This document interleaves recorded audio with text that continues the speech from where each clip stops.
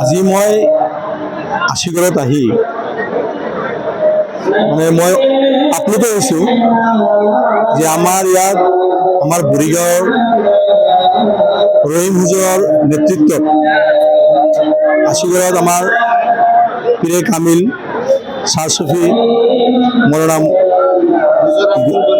হুজুৰ আব্দুল গনি আউলিয়াৰ ভক্তমৰীদানক পাই মই আপ্লুত হৈ গৈছোঁ আৰু সঁচাকৈ মৰ্মাহত হৈছোঁ যে মানুহখিনি শিলডাল ভাঙি আহিছে। বহুত জেগা মই খোজকাঢ়ি আহিব লগা হৈছে। ইমান ভিৰৰ মাজত আহিছোঁ, মই দুৱাৰ কাৰণে আহিছোঁ। ইয়াত আচলতে ৰাজনীতিৰ কথা নাহে। মই যদিও ৰাজনীতি কৰা ব্যক্তি এজন, মই আইনজীবী হিচাপে ইয়াত আহিছোঁ, দুৱাৰ কাৰণে আহিছোঁ। মই অহা 26ত বিধানসভা ইলেকশ্যন খেলিম বুলি সেইটো আশালৈ অহা নাই। মই মাত্ৰ দুৱাৰ কাৰণে আহিছোঁ আৰু মই বেছি কথা ক'ব নাযাওঁ। সেইটো আল্লাহৰ অলি দৰবাৰ, যিহেতু গতিকে আল্লাহৰ অলি দৰবাৰত মনৰ সৎ বাঞ্ছা যদি থাকে সেইটো আল্লাহে কবুল কৰে। আৰু মই 5 বছৰ প্ৰতিনিধি আছিলোঁ, জিলা পঞ্চায়ত মেম্বাৰ আছিলোঁ। প্ৰতিনিধি থাকিলে বহুত বদনাম ওলায়। মই জনাত কোনো মানুহে ক'ব নোৱাৰে যে আইনৰ দ্বাৰা কোনো ধৰণৰ সমাজত ক্ষতি হৈছে। মই এটাই ক'ব বিচাৰোঁ যে ইয়াত অকল দলগাঁৱৰ মানুহ নাই, ইয়াত গোটেই অসমৰ বিভিন্ন প্ৰান্তৰ পৰা আহিছে মানুহ।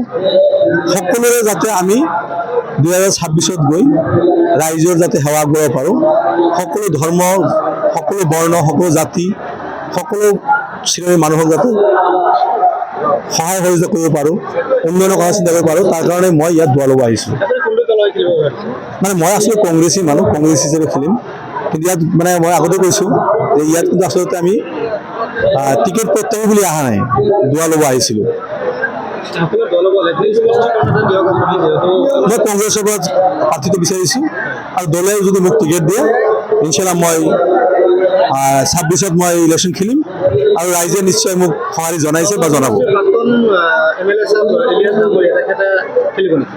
তেখেতে বিচাৰিছে হাইকমাণ্ডে যাক দিয়ে, হাইকমাণ্ডে মোক দিলে তেখেত মোৰ লগত থাকিব আৰু হাইকমাণ্ডে যদি তেখেত দিয়ে মই তেখেতৰ লগত থাকিম।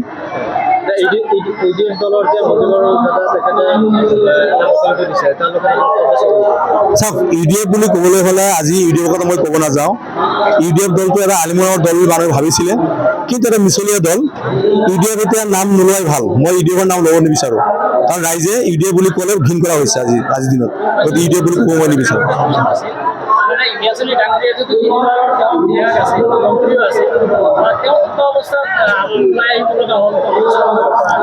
আমি এটা কথা নহয় যে এজন বিধায়ক তেখেত 3বাৰ আছিলে, তেখেত যে জিন্দগী ভৰ থাকিব সেইটো কথা নহয়, আৰু তেখেতে যে নিদিব সেইটো কথা নহয়। ৰাজনীতিত কোনো বয়সৰ সীমা নাথাকে। গতিকে যোনদিনাৰ পৰা মানুহৰ ভোট হয় সিদিনাৰ পৰা টিকেট বিচাৰিব পাৰে আৰু মৃত্যুৰ আগলৈও টিকেট বিচাৰিব পাৰে। তেখেত আমাৰ জ্যেষ্ঠ ব্যক্তি, আমাৰ তেখেত 3বাৰ MLA। আমি তেখেতক সন্মান কৰোঁ। হাইকমাণ্ডে নিশ্চয় চিন্তা কৰিব।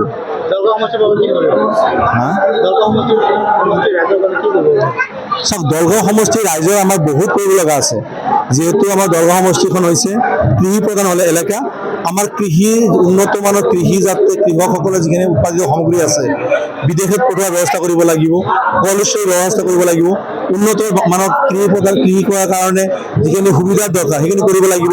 শিক্ষা দীক্ষাৰ ক্ষেত্ৰত আমাৰ এতিয়াও আমাৰ মাইনৰিটি অঞ্চলৰ মানুহখিনি এতিয়াও পিছ পৰি আছে। শিক্ষাৰ ক্ষেত্ৰত আমি চিন্তা কৰিব লাগিব। স্বাস্থ্য ব্যৱস্থা আজিলৈকে যেনেকৈ হ'ব লাগিছিলে সেইখিনি হোৱা নাই। আমি স্বাস্থ্যৰ ক্ষেত্ৰত চিন্তা কৰিব লাগিব আৰু ৰাস্তা পদূলিটো আছে, সেইখিনি লাগিবই।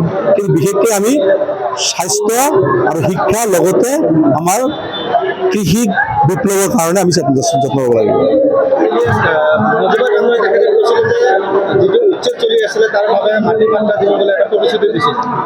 চাওক, সেইটো মই ক'ব নাযাওঁ। তেওঁ মাটি পাট্টাৰ নামত কিমান দালালি কৰিছে। তেওঁ মুজিবুৰটো MLA নহয়, মুজিবুৰ হৈছে UDFৰ এটা বিধায়ক নহয়। তেখেত আচলতে মানুহে ভোট দি তেওঁক বিধায়ক বনাইছে, কিন্তু তেখেতে দিলীপ শইকীয়াৰ দালাল হিচাপে কাম কৰি আছে। তেখেতটো বিধায়ক নহয়। তেওঁ বিধায়ক হ'লে ৰাইজে কাম কৰিব, ৰাইজে কাম কৰা নাই।